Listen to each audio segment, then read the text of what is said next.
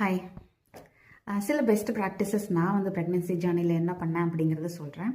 அதாவது ஒவ்வொரு நாளும் 3 to 4 லிட்டர்ஸ் ஆஃப் ஃப்ளூயிட்ஸ் எடுத்துக்கணும். அதாவது தண்ணியாக எடுத்துக்க முடியல அப்படின்னா இளநியாக குடிக்கலாம், மோராக சேர்த்திக்கலாம், அப்படி இல்லைன்னா லெமன் ஜூஸ் கூட சேர்த்திக்கலாம் சுகர் இல்லாமல்.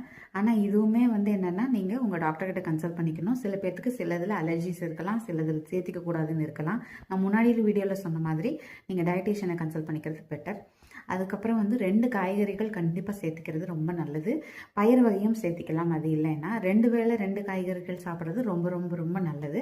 அது இல்லாமல் வந்து 2 ஃப்ரூட் ஒரு நாளைக்கு கண்டிப்பாக சாப்பிடணும். ஆப்பிள், மாதுளை, கொய்யா இந்த மாதிரி நீங்கள் சேர்த்திக்கலாம். இதுலேயுமே வந்து என்னென்னா ரொம்ப ஹை சுகர் இருக்கிற ஃப்ரூட்ஸ் மாப்பழா, வாழையெல்லாம் சேர்த்திக்காமல் இருக்கிறது வந்து உங்களுக்கு சுகர் லெவல் ஃப்ளக்சுவேஷன்ஸ் வந்து கண்ட்ரோல் பண்ணுறதுக்கு ரொம்ப ஹெல்ப்ஃபுல்லாக இருக்கும்.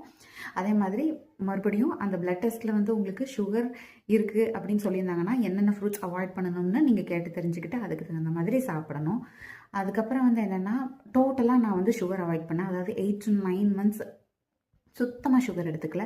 பால் குடித்தாலும் வெறும் பால் தான் குடித்தேன். எந்த ஸ்வீட்டும் சாப்பிட்டுக்கல.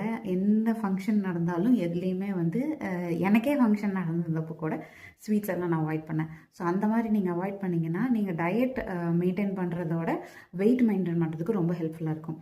அதே மாதிரி ரொம்ப ஆயிலி ஐட்டம்ஸ் எதுவுமே சாப்பிடக்கூடாது. வெயிட்டுக்கு மட்டும் இல்லாமல் சில விஷயங்களும் அதனால் அஃபெக்ட் ஆகும். அது என்னங்கிறத நான் அடுத்த வீடியோவில் சொல்கிறேன்.